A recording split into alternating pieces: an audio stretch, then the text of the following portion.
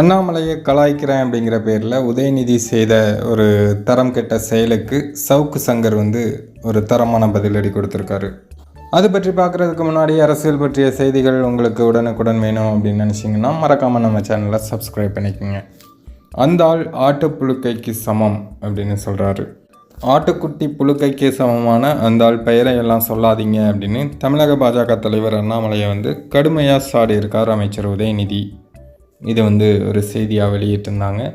அந்த செய்தியை போட்டு சவுக்கு சங்கர் என்ன சொல்கிறாரு அப்படின்னா, உதயநிதி அரசியலிலிருந்து அகற்றப்பட வேண்டிய ஒரு நபர் அப்படின்னு சொல்கிறாரு.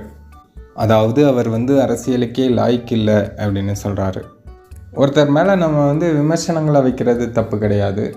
ஆனால் அதை எப்படி வைக்கிறோம், எந்த முறையில் வைக்கிறோம் அப்படிங்கிறது இருக்குது. அவங்கள தரம் தாழ்த்தி இந்த மாதிரி கேவலமான செயல்கள் செய்கிறதுனால அரசியலிலிருந்தே அகற்றப்பட வேண்டிய நபர் தான் உதயநிதி அப்படின்னு சவுக்கு சொல்கிறாரு.